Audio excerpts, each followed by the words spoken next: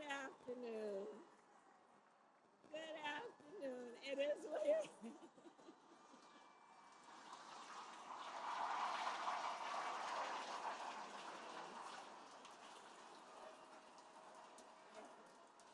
Okay. All right. Okay. Okay. We got some work to do. All right. Oh my goodness.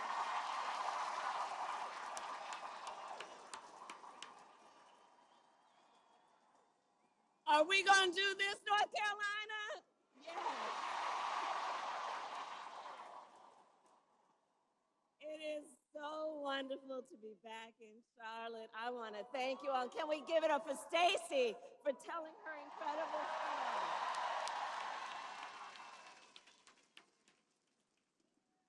And can we please thank that incredible Anthony Hamilton for his incredible performance? I love Anthony Hamilton. And it is so good. I love you back. I love you back. Thank you. And we have so many outstanding leaders here today, including my friend, Governor Roy Cooper, and your next governor, Attorney General Josh Stein. And here with us is your next Attorney General, Congressman Jeff Jackson. Mayor Lyles, my dear friend, the Council of State candidates, and all the leaders who are with us today.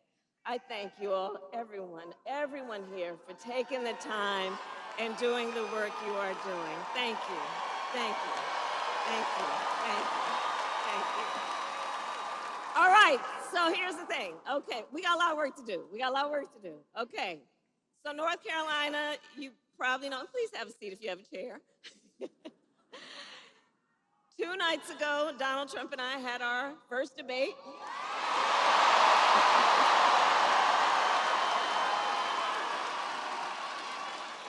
And I believe we owe it to the voters to have another debate.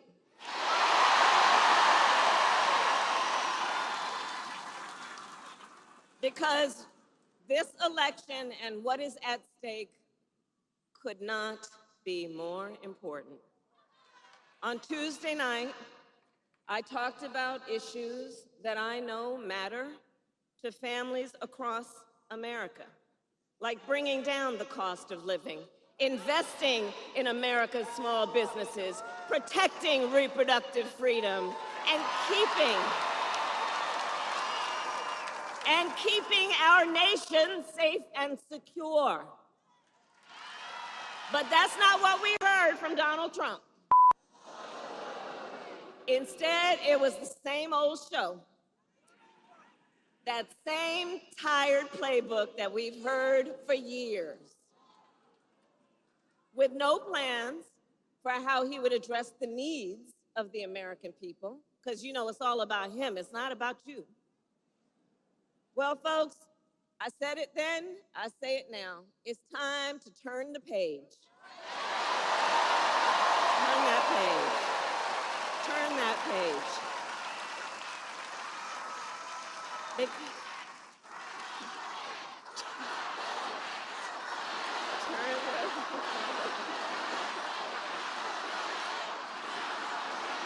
Because, to your point, America is ready for a new way forward. We are ready for a new generation of leadership that is optimistic about what we can do together. That is why Democrats, Republicans, and independents are supporting our campaign.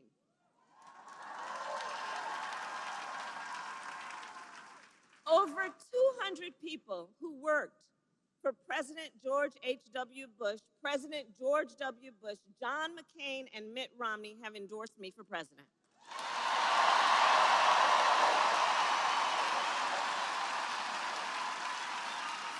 Former Vice President Dick Cheney and Congresswoman Liz Cheney are supporting me as well.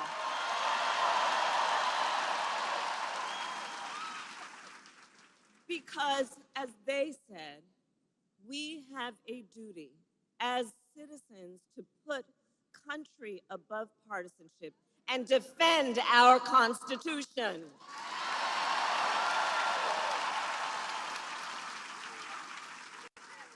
And that is my pledge to you. I will always put country above party, and I will be a president.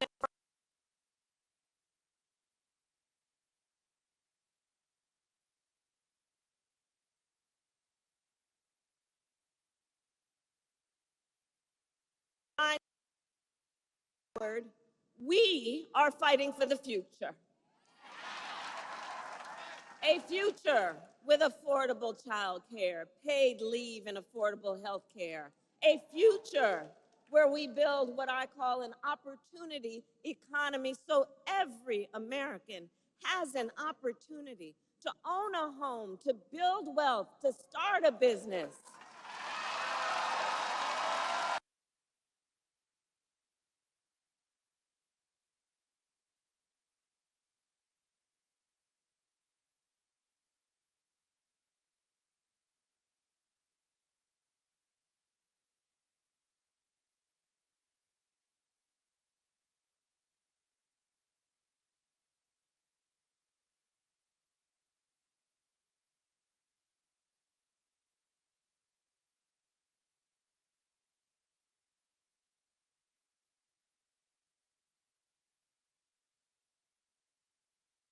They're leaders in the community, they're civic leaders. They hire locally, they mentor, they're part of the fabric of the community. And I know they are the backbone of America's economy.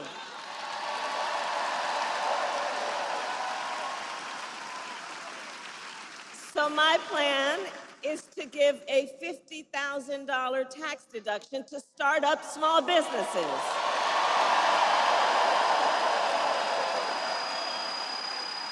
Because, you know, not everybody started out with $400 million on a silver platter and then filed for bankruptcy 6 times. But a whole lot of people have the ingenuity, the entrepreneurship, the work ethic, and the ambition to do that kind of work and just need to be seen and supported for what they are and what they do for all of us.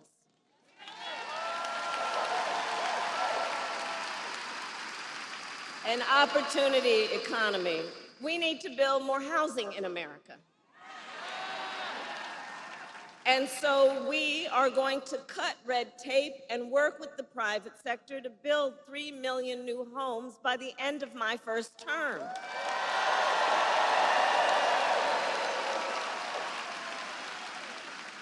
I have a plan to lower the cost of living for America's families on everything from health care to groceries. Under my plan, more than 100 million Americans will get a tax break, and thousands of dollars of your hard-earned money will go back into your pockets, including $6,000 during the first year of a child's life.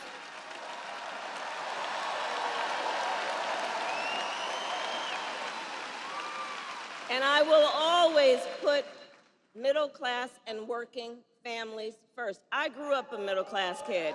I was raised by a hard-working mother who saved up, and by the time I was a teenager, she was able to afford to buy our first home. I understand how people work hard and have dreams and aspirations for their children and need to be put first. Understanding, again, when the middle class is strong, America is strong. America is strong. But Donald Trump, well, he has a different plan. Just Google Project 2025. It is a detailed and dangerous blueprint for what he will do if he is elected president. Donald Trump will give billionaires and big corporations massive tax cuts and cut corporate taxes by over $1 trillion, even as they pull in record profits. He will add more than $5 trillion to the national debt. He intends to cut Social Security and Medicare. And he wants to impose what is, in effect, a national sales tax. I call it a Trump sales tax, because it will be a tax on everyday basic necessities, which the economists have measured will cost the average family nearly $4,000 more a year. And the top economists, they've previewed our plans. They've reviewed them. Goldman Sachs says my plan would grow our economy, and his plan would shrink it.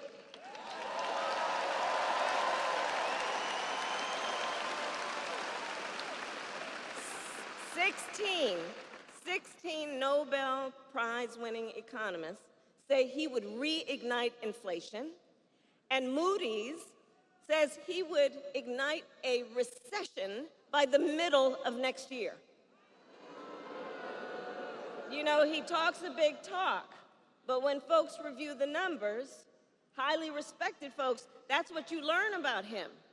That's what you learn.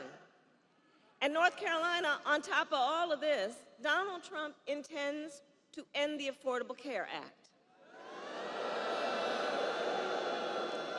And as Stacey mentioned, you heard what he said in the debate. He has no plan to replace it. He said, concepts of a plan. Oh, you all watched the debate.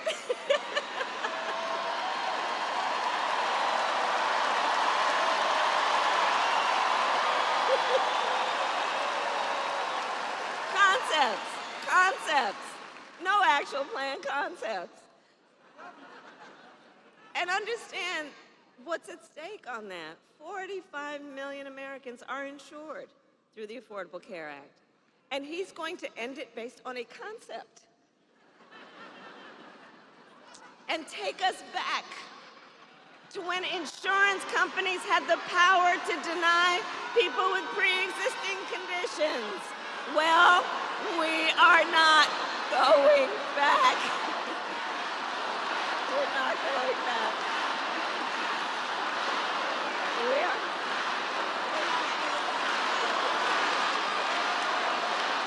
We're not going back. No. We will move forward. We will move forward because ours is a fight for the future and it is a fight for freedom.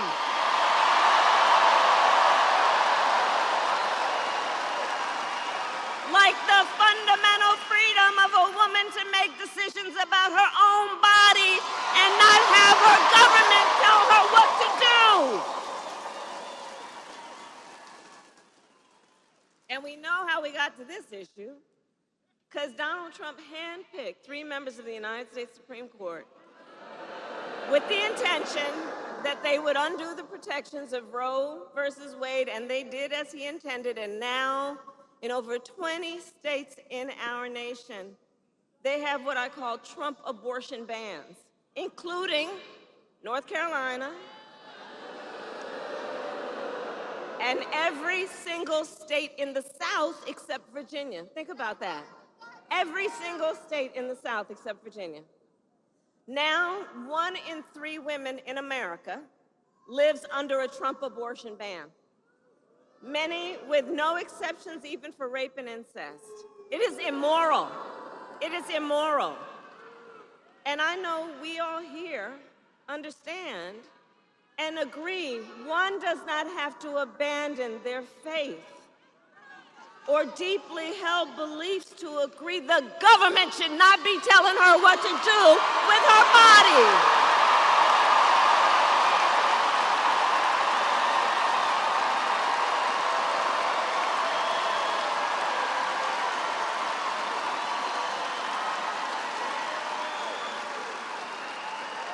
And what we know is that the impact of this is, you know, it's been over 2 years now since that decision came down. The impact of this is so real. It's affecting people every day, just based on the stories we know, and there are so many stories we don't know. Think about it. uh, because of Trump's abortion bans, women are being refused care during miscarriages. Some are only being treated if they develop sepsis. And when asked on Tuesday night, Donald Trump refused to say that he would veto a national abortion ban. You remember that? He refused to answer that question. Refused to answer that question. Well, I'm going to tell you, when Congress passes a bill to restore reproductive freedom, as President of the United States, I will proudly sign it into law. Proudly.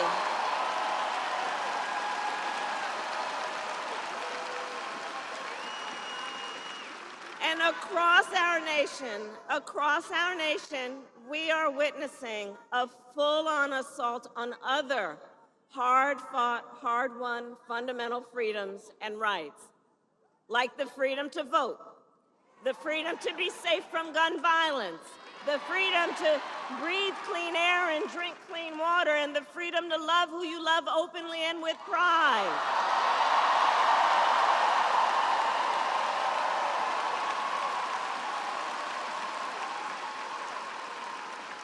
And North Carolina has a history of the point I'm about to make. Generations of Americans before us led the fight for freedom. And now the baton is in our hands. It is in our hands.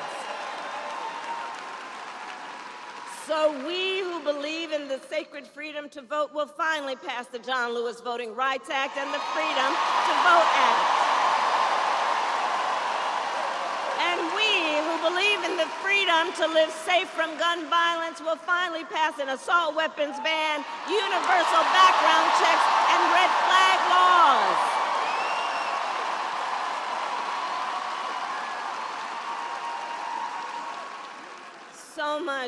So much is at stake in this election. So much is at stake in this election. And understand, this is not 2016 or 2020. For a number of reasons, including why the stakes are higher, because 2 months ago, the United States Supreme Court basically told the former president that he will effectively be immune no matter what he does in the White House. Think about that. Think about that. Just imagine Donald Trump with no guardrails, right? He who has vowed that if reelected, he'll be a dictator on day one, that he will weaponize the Department of Justice against his political enemies, and has called for the, quote, termination of the Constitution of the United States of America. Think about that. And let us be very clear. Somebody who suggests we should terminate the Constitution of the United States should never again stand behind the seal of the President of the United States. Never again. Never again. Never again. And you know, one of the points that I mentioned on Tuesday, so the people who served under him at the White House, who saw him every day, right? His national security advisor, his defense secretary, his chief of staff, and his vice president, all have warned, all who worked with him every day in the White House, sat with him in the Oval Office, have warned America. Donald Trump is not fit to be president of the United States and should never again occupy our nation's highest office.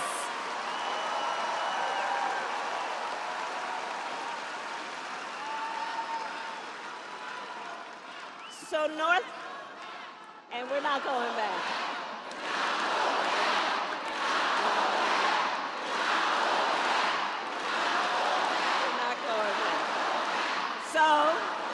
So it comes down to this.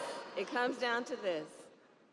We are here together because we love our country. We love our country. And we understand the awesome responsibility that comes with the greatest privilege on earth, the privilege and pride of being an American.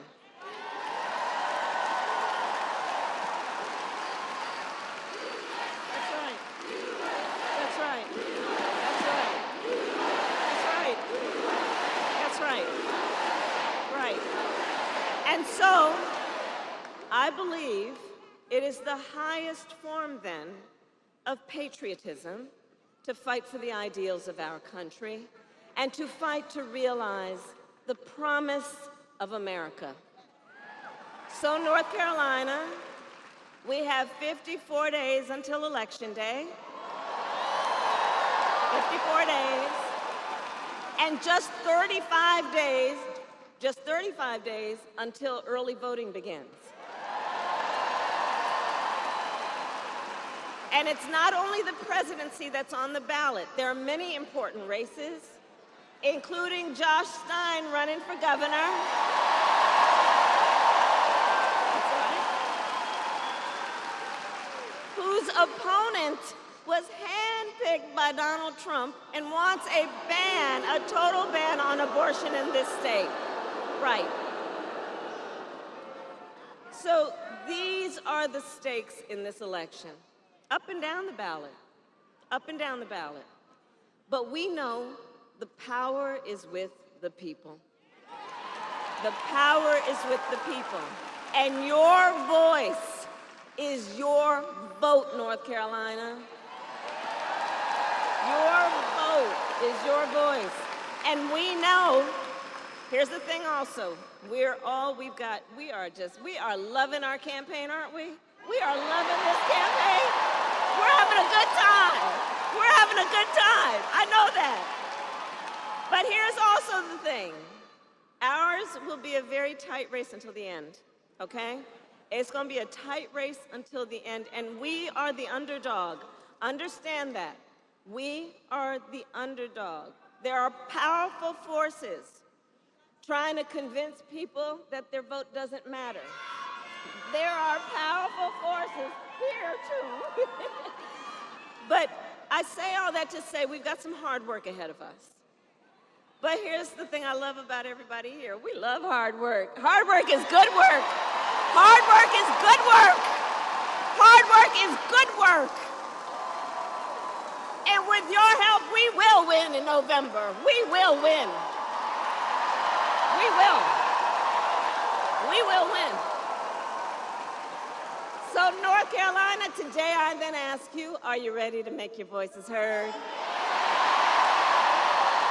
Do we believe in freedom? Do we believe in opportunity?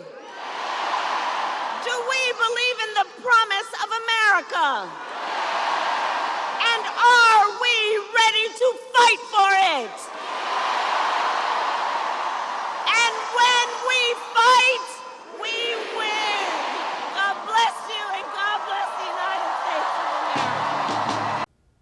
We appreciate you making News Channel 9 your trusted source for local news. For more updates on this and other breaking news stories, be sure to hit that subscribe button and turn on notifications.